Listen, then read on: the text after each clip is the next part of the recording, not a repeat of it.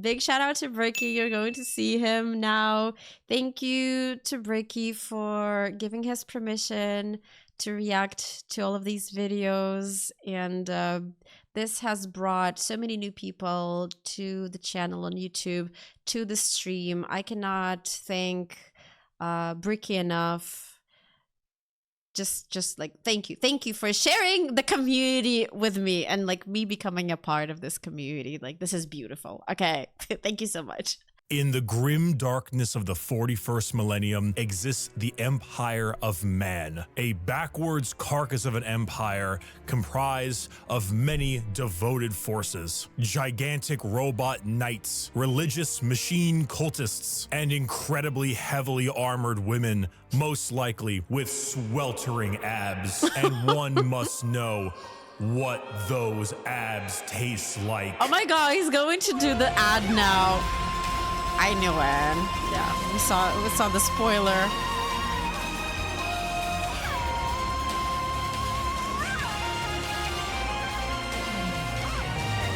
Am I going to have abs like this if I drink it? Flavor is here. Sweet six-pack has arrived. A delicious and refreshing cherry pineapple blend. Play the sound. Yes, my Bricky's official Gamer Subs flavor is here. Damn. Sweet six-pack, not only in regular energy mode, but also in caffeine-free. The cherry pineapple flavor is not the kind of flavor that just smacks you in the face. It is light, it is refreshing, and it's one of those things where you sip it and you go, not bad. And next thing you know, you are having your fourth refill the same day. And it is available now. Link in the description. Use code Bricky for 10% off your entire order. Not just for this, but for everything you buy. And I'm not dumb. If you buy any of these tubs, regular, caffeine-free of my sweet six-pack flavor, you will get a Muscle Girl 32-ounce shaker completely for free. There are only a couple thousand of those shakers, so get it while supplies last. Okay, I now understand why you guys... this is not the first time. Wait, who is... Somebody asked, how many push-ups do you do? How many push-ups can you do? Then somebody said, how much do you bench? I see where those questions are coming from. Okay, I got you figured out. Can we point out you're wearing an alien shirt? I don't even know why does it say alien. No, you know what it might say? Okay. It says KL alien, which translates as kill alien. It's just like the whole thing didn't fit, so they shortened the word kill. And it's not Excel. No, it's KL. It's not Excel. I'm not Excel alien. Excuse me. This is not my shirt size.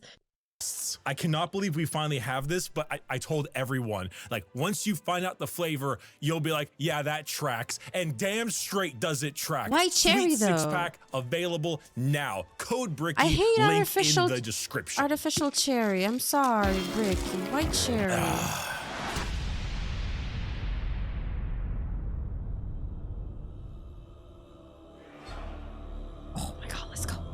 The age of knowledge and enlightenment has ended. The age of darkness has begun.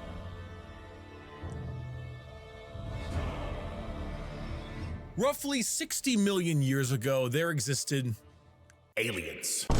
And these aliens lived short, painful lives. They belonged to radiation-stricken worlds and often died of various cancers before the age of 30. These aliens, the Necrontyr, looked up to the stars and found extreme beings of real power. Beings with the ability to create life. The old ones of the galaxy. Wait. They asked these old ones for help. Please cure us of our ailments. To which the old ones said, piss off. So the Necrontyr gathered together and did the sensible thing. They declared war upon these old beings and were promptly beaten into the dirt back to their short, painful lives. In the world of Warhammer, there is a hell. This hell is not like you and I know it. It's more of an afterlife, a place where dead souls end up. This place has many names: the Empyrean, the Sea of Souls, the Immaterium, and the Ether, but mostly we just call it the Warp.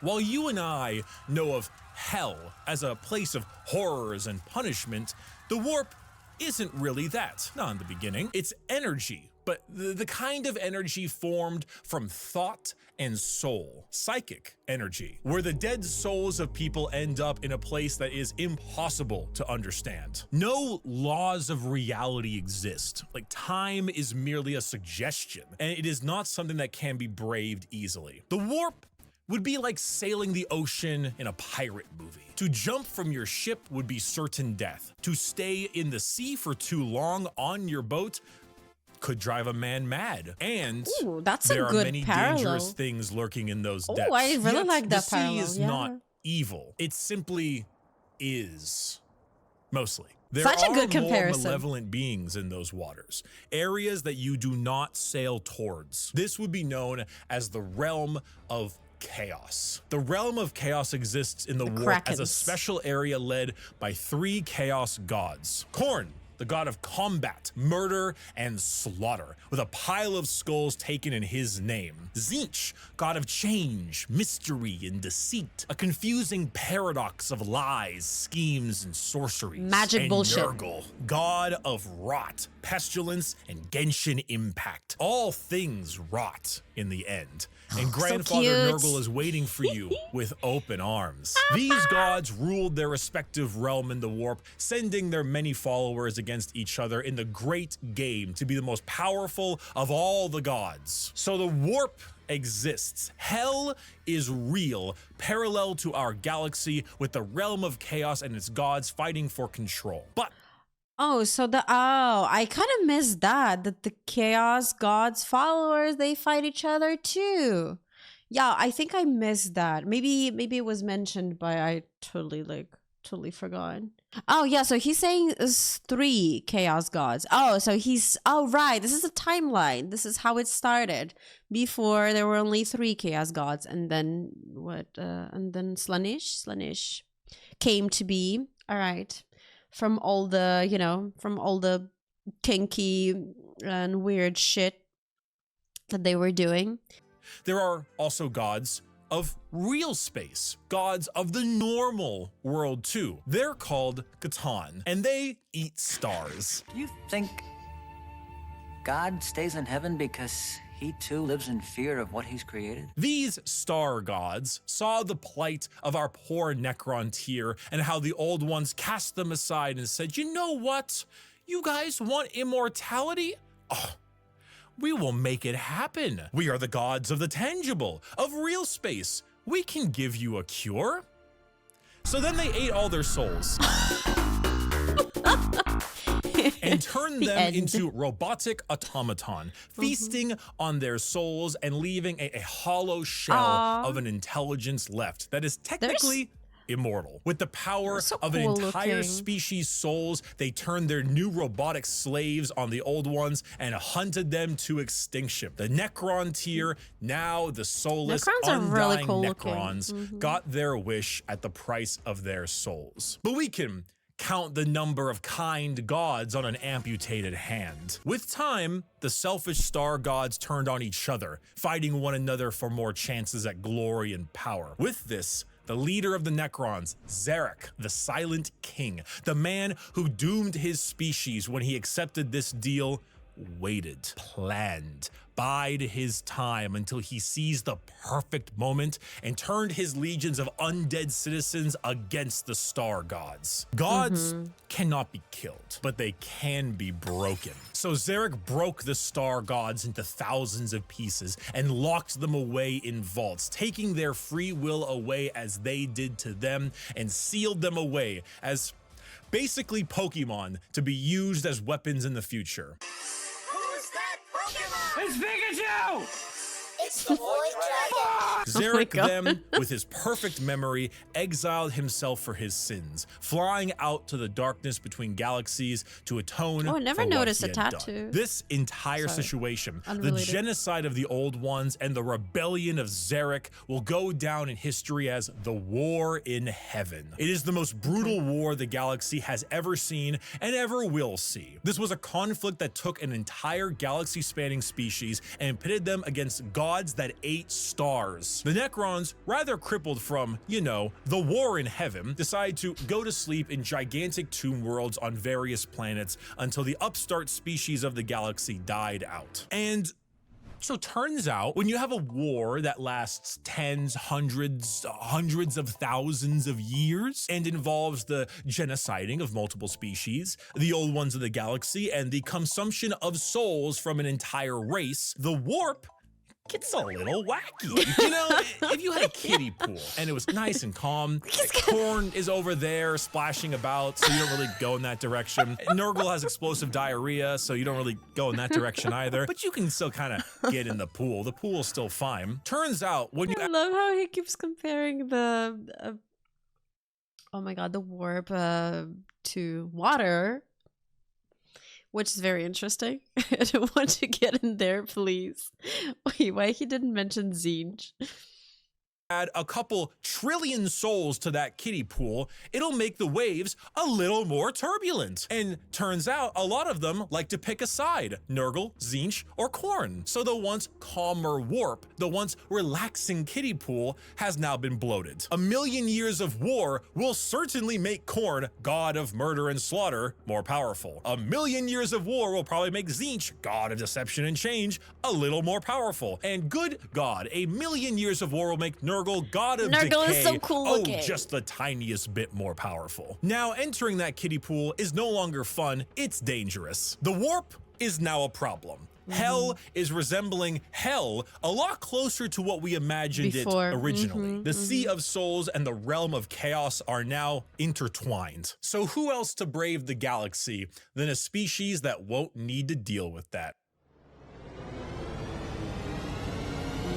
Age of the Eldar. The Eldar are space elves. They have a lot of the traits that you probably think of when you think of elves. Tall, slender, pointy ears, bit more androgynous looking, no matter what DeviantArt will tell you, and a bit stronger on the emotional side. The old ones, as I mentioned, could create life. And when they were getting, you know, absolutely bodied by the Catan and the Necrons, they made some new races to try to help them. One of them was the Eldar. It didn't save them, but they're here now anyway. Oh, and also the orcs, but they're busy right now. They're always busy killing each other. The Eldar are a particularly psychically powerful race, so they were really adept at being able to handle the new turbulent warp of chaos and good at killing Necrons, hence why they went to sleep. Being psychically gifted is basically like being a wizard, but you get your wizard powers from hell. This is called being a psyker. And basically, if you want to do cool wizard shit like lightning from your hands or reading someone's mind, you can do that, but you siphon the energy to do that from the warp. Luckily, the Eldar are very good at handling this without too many negative effects because, you know, summoning power from the Sea of Souls with the new Chaos friends can be a bit of an issue. But Okay, I'm still super curious. How do humans become psychers? Is it they're just born with it, or Eldar are pretty good at it. And you see, what's really cool and also awful about Warhammer is that most developed species travel long, faster than light distances by going through that warp. They create a tear in reality to unreality and move through it. Faster than light travel?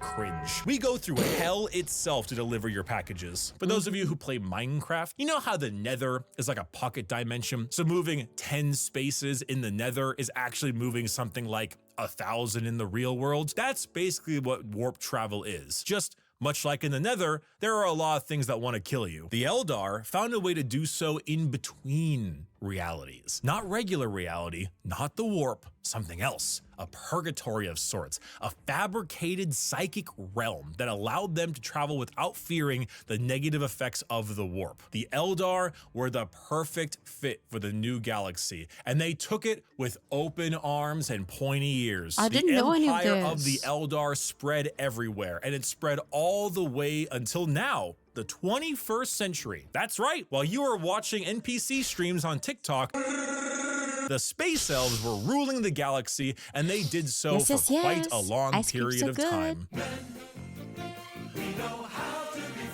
The 21st century came and went. Humanity grew and grew, all under the nose of their elf overlords. At this time, humans advanced, your classic sci-fi style way. We began to expand, colonize our solar system, terraformed our planets, created new and more powerful machines and starships. The age of Terra, also known as Earth, but we call it Terra here, was here, and existed between the 21st century all the way until the 15th millennia. Not much is known about this time, not much needs to be known. Humanity grew up, sought the stars. It's classic. Then came the years between 15,000 and 25,000, the age of technology, or to Damn. some, the dark age of technology. This is when humanity reached a new apex of technological understanding. When you think of sci-fi, there's a lot of things you can think of. Star That's a Trek, freaking maybe Star long Wars time. style. That's a freaking long time. I'm surprised how, you know, how the Age of Terror lasted this long. That's how you know this as fiction, because in reality, I don't think it's possible. You can go cyberpunk dystopian. The age of technology was deep sci-fi, like a scientific prowess that fringed on magic. This is also when the first ever psychers began showing up in humanity. Individuals with the genetic mutation to be able to access the warp, and then because of that, travel through it. Humanity was no longer constricted to their early ways of travel. With warp travel, they could go anywhere in the galaxy. They equipped ships with gigantic AI machines, with everything you would ever need to know about mankind, and sent them out Wait, on AI? colony ships to expand their influence. Oh, so across AI the was a thing galaxy. back And then. this was truly the golden age of humanity. And with every golden age, there is a fall. While the new human upstarts of the galaxy were reaching new levels of technology and prowess, We're getting there. the Eldar were engaging in Debauchery! debauchery. What happens when a species has everything? You can produce unlimited food out of nothing. Your need for farmers and workers, gone. You have dominated the stars and have created a fast travel system that doesn't rely on the dangers of the warp. You have nothing else to do. They You get have no bonkers. struggles, no problems, and feel as if there is nowhere else to go. Well, you begin to experiment. The Eldar started harmless enough. You know, you take a serious interest in your species' culture, your arts, paintings, poems, plays. These are Eldar, elves, remember? Their emotions are heightened, more powerful than us humans. So your plays get louder. They start to push on the limits of your hearing ability. Your music becomes different, more deranged. It pushes the boundaries of what is art. The visual spectacle of art becomes more bizarre, more delusional, more eccentric. And let's not forget a very important sense. Touch. Pornography is one thing. I'm a virgin. Brothels is another. What if they all mixed? What if your brothels were part of your art and music? And what if those became more deranged? The boundaries of debauchery were not just met, but shattered. Next thing you know, murder is commonplace and often mixed with the art, music, and sex. Pain Murder's okay. is a common byproduct of entertainment. Whatever sensation you can have must be increased, must be enhanced, must be taken to the limits. The Eldar Empire slipped into a nightmarish realm of debauchery. This guy. Isn't this a guy from Rogue Trader? I haven't met them yet. I think there's a character from Rogue Trader. I think I got it spoiled and this image leaked somewhere, or maybe not. Maybe this is the art from elsewhere. Yeah, never mind. and excess, with the worst of it taking place in a city in the Webway, a black market for these kinds of heinous acts known as Kamara. Some Eldar saw the writing Sorry, on I the thought it wall, was Gamora. saw what was happening to their species and how far they had slipped. It is Gamora. So they boarded continent-sized starships called craft worlds and left their empire, seeking a more enlightened, calmer existence among their peers. Some, those in Kamara, pushed it to even greater heights, relishing the pain and torment they inflicted on those around them. All during this, the warp, the yin to the yang of the world, was fed by these emotions, by the psychic power of the Eldar, by the souls taken in these depraved acts on a galactic scale. And just like that, Eldar ended. Slaanesh, the fourth chaos god, was birthed into existence and consumed the souls of 90% of the Eldar population. Those that fled were spared the worst of it, and those in the Webway and Kamara were able to stave off the pull of Slaanesh so long as they continued to commit horrid acts of torture and violence. But for the majority— I like how we're looking at the same picture. You see booba, I see pee-pee. It's an artistic depiction of Slaanesh. It's okay. Yeah, it's okay. Yeah, because I was like almost always confused because Slaanesh has very feminine features and body. And then when he said prince, I was like, oh, okay. Okay. Majority of the Eldar, their empire died with Slaanesh's birth. The new fourth chaos god, she who thirsts, the god of unspeakable excess of pleasure, pain, hedonism, and perfection, had been born. With the fall of the Eldar empire, and now he says she before he says he. So I guess it's like either or, you know. Okay. No, he said prince. They them. It's a god, you know, it's can't be anything. Doesn't have a gender. Ruin of humanity. Slaanesh's birth sent storms in the warp across the galaxy, making travel between star systems impossible. Coupled with a huge classic AI rebellion, as a staple in these sci-fi settings, humanity began to suffer the age of strife. Now, planets that relied on intergalactic travel were completely cut off. Long-range messages normally sent through the warp were snuffed out. If you were a planet that was great at mining stuff but couldn't get food, well, you know that movie about the rugby players in the mountains? Oh, and because of these insane warp storms and fluctuations, psykers began to appear among the human population a bit more often. Now, this initially had them hunted down as witches, because that's pretty common in this setting, but some deemed it right to protect them. Unfortunately for those people, psykers, because they open a gateway to the warp, don't really know how to use their powers was so well, good. and they kind of attract demons who Astartes then force their way through the psyker as a conduit of sorts and begin to slaughter the population of your planet. The age of strife was a catastrophic period of time for humanity and set back their progress tenfold over the not one, not two, but 5,000 year period. During this time, the age of humanity that we know began to form. Worlds equipped with large mechs for agriculture began to equip them with weapons to defend from alien and demonic invaders. Over 5,000 years, this became a custom and tradition, dubbing them as night worlds, a feudal society of honor-bound knights in gigantic robots that uphold the chivalric code to defend their worlds and honor. A group of individuals on Mars, after radioactively bombing their planet to become inhospitable to human life, ran their entire lives underground on the few life support systems keeping them alive. Those technicians who could work on the machines and keep them operational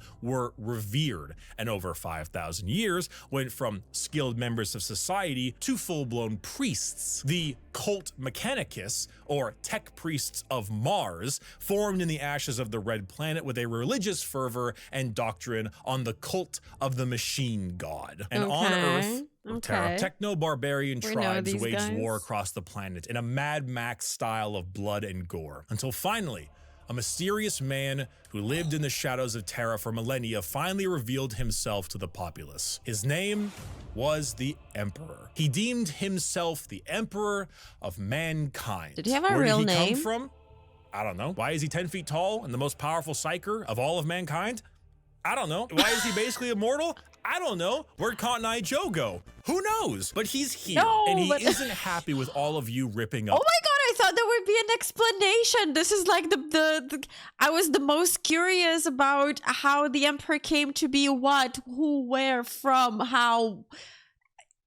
He's just there. He's 10 feet tall.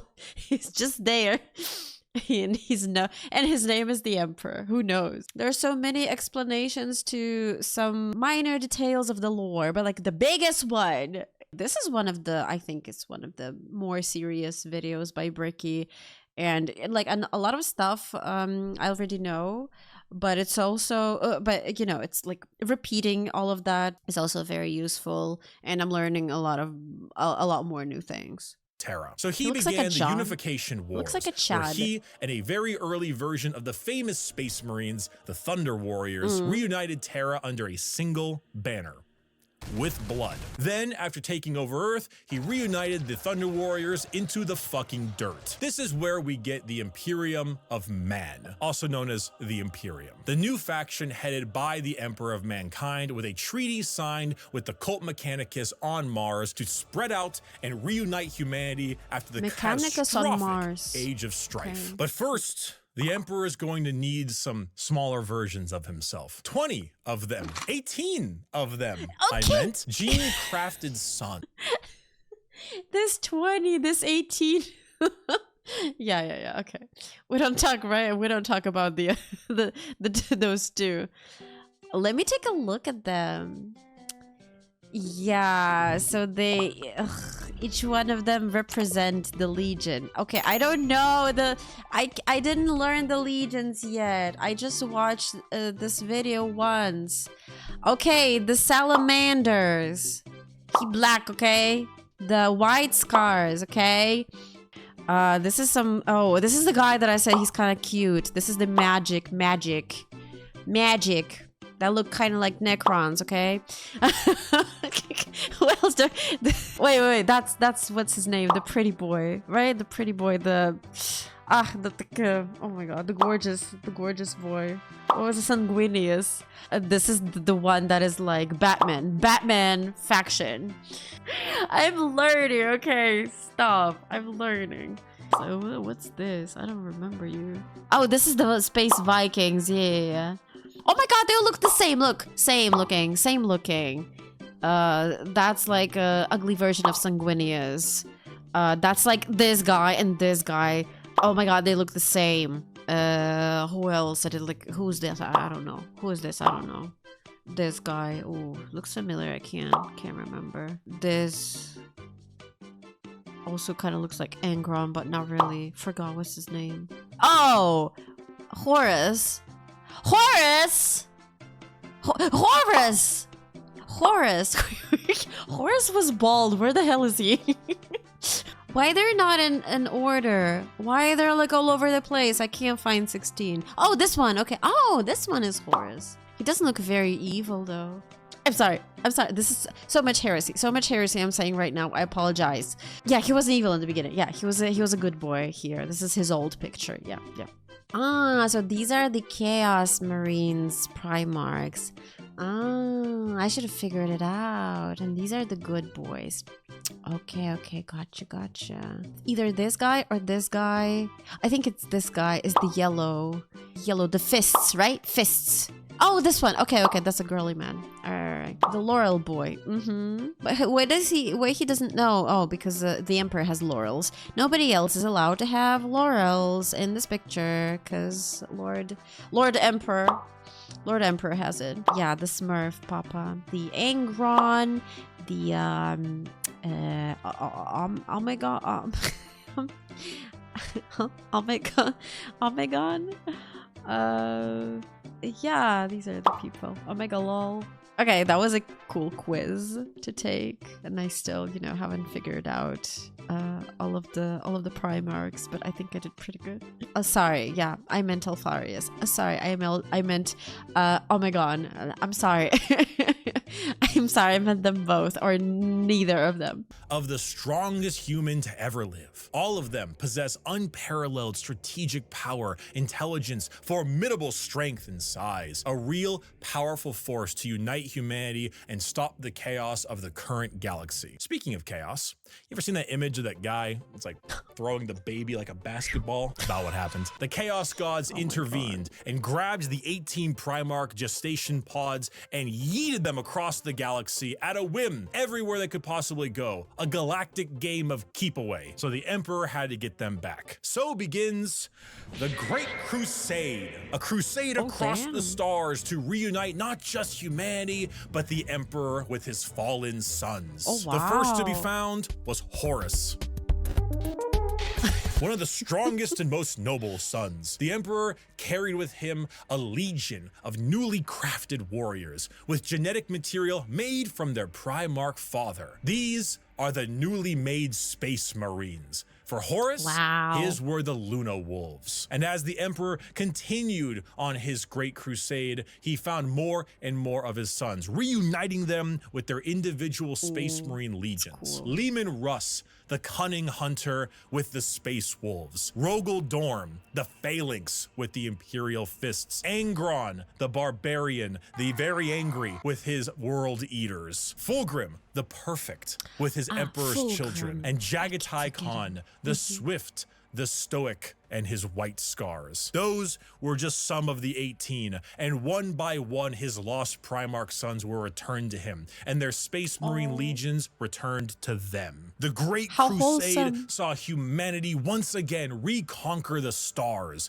returning worlds of humanity back to the Imperium and killing any and all who stood against their noble crusade. But in the years of the 31st millennia, treachery would break this all apart. Men, we don't know what we did. Horus, the Emperor's most beloved and favored sons, named War Master for the Crusade, succumbed to the power of chaos and daddy issues, all because of that bastard Erebus. Yo, fuck Erebus. Slowly, Horus would become corrupted, turning the Emperor's sons against him. This begins the most pivotal moment in our story, and the one that has like 50 books written about it. The Horus Heresy. Half. 9 of the 18 Primarchs turned against the Emperor, and the following years were a bloody battle for the throne of Terra. The Emperor originally was working on a special webway project, just like the Eldar, to make faster-than-light travel significantly easier and safer, really improve humanity to allow them to conquer the stars without the risk of the warp. Well, this big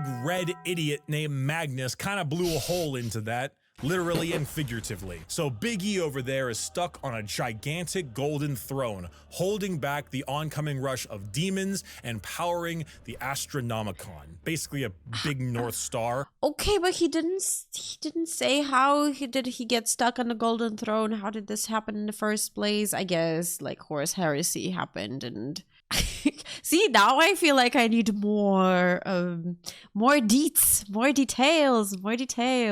He got very stressed and depressed, right? And he just stayed in his chair since then. What Luton recommended, and a lot of you recommended watching, is The Emperor of Man, or The Imperium of Man. The Emperor of Man, I think, by Luton.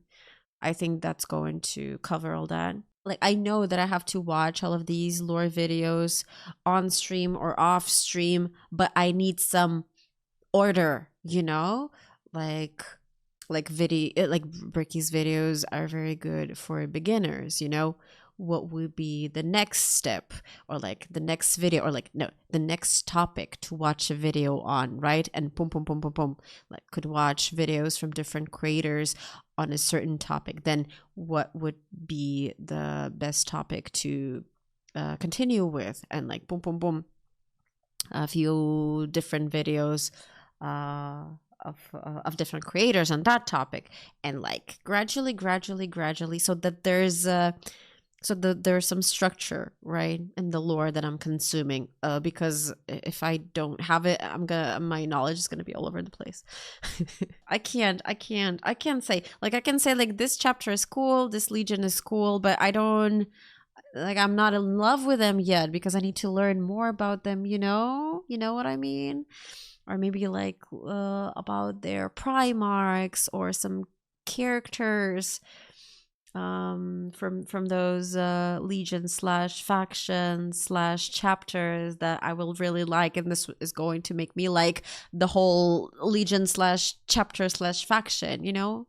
The salamanders, I really like them. They're wholesome. Maybe because they're like the most wholesome.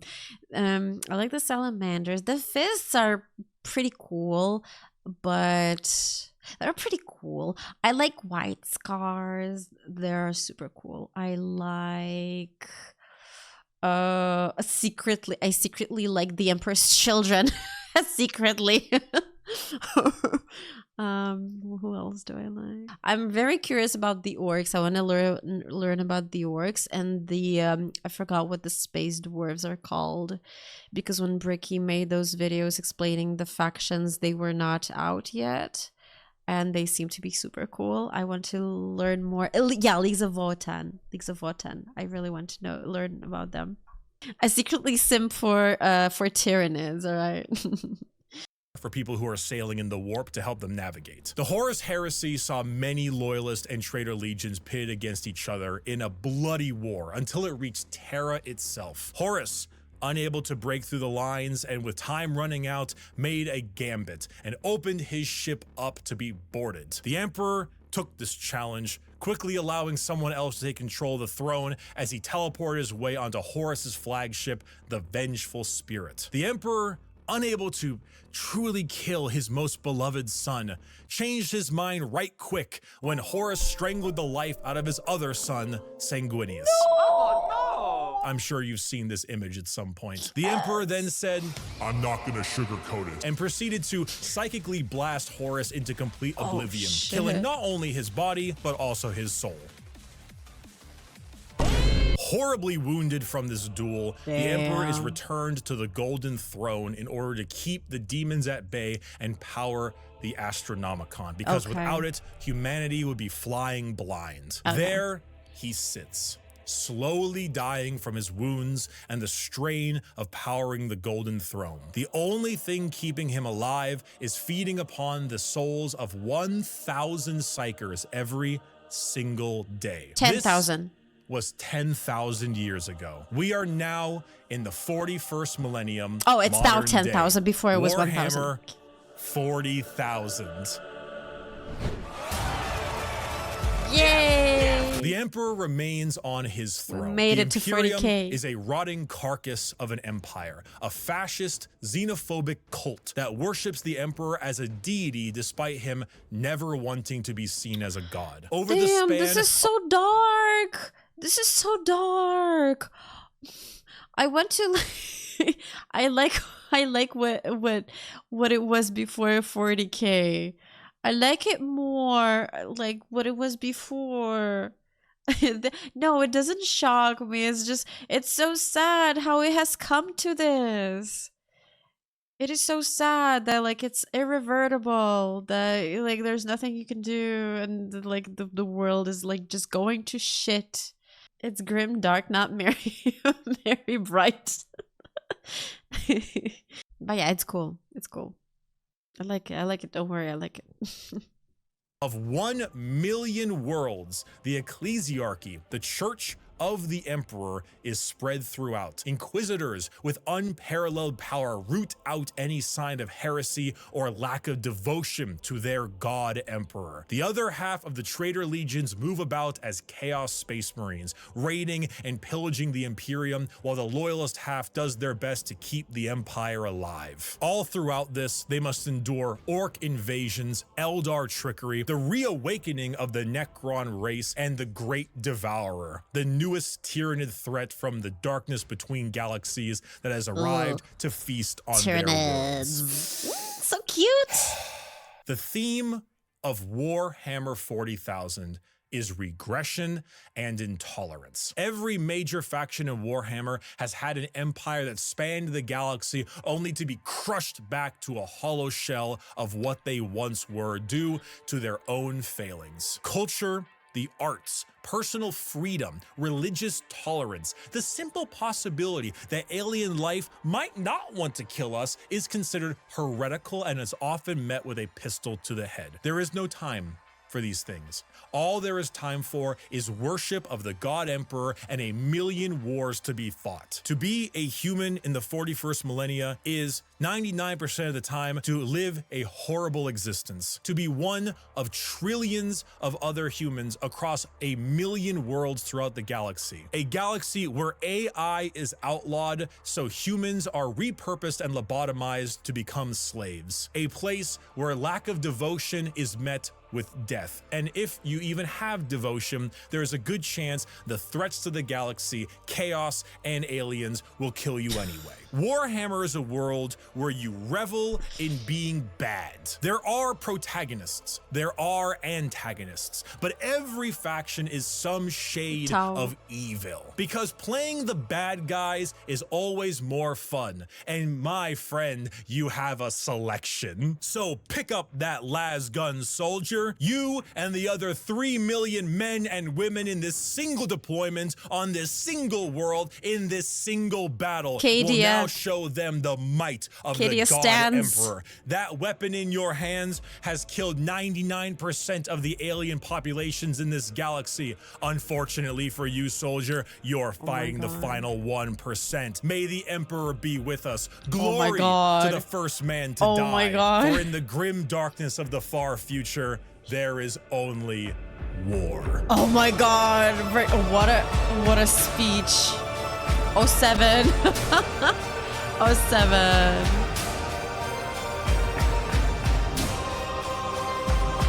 I'm getting goosebumps. Frickin' Bricky, what are you doing? I've been holding this the whole time.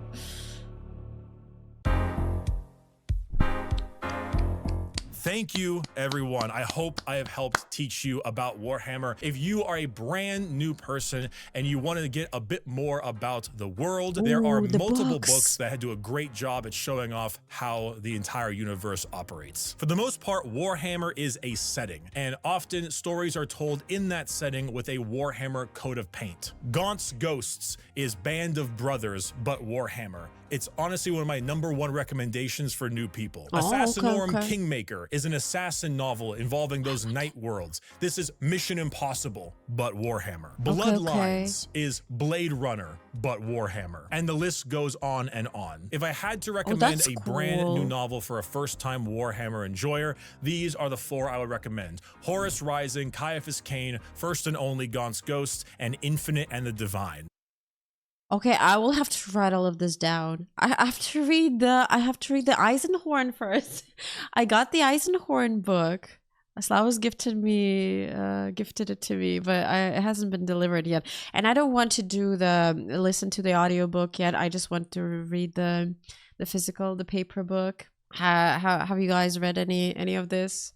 Do you like it? You have one of those? I haven't read a single book in the past. I can't remember when was the last time I read a book, you guys. They are all fantastic novels, and they will get you acquainted with the world without needing to know too much. Thank you all so much for watching this video. Get yourself a Gamer Subs flavor. Enjoy the new Sweet 6-pack. And if you're curious and you want, just a little lord, you can find him in the description as well on my merchandise store, orchid8.com. Thank you for watching, and may the God Emperor be with us. Oh my god. Thank you so much, Bricky. That was such an amazing introduction to the universe. These 4 videos. Yeah, 4 videos. Amazing. Thank you so much. All of these people are grateful to you, Bricky. All right. We truly are. Thank you. Thank you for those. Thank you so much for watching, and a special thanks to the members of our channel for their support. Thank you so much.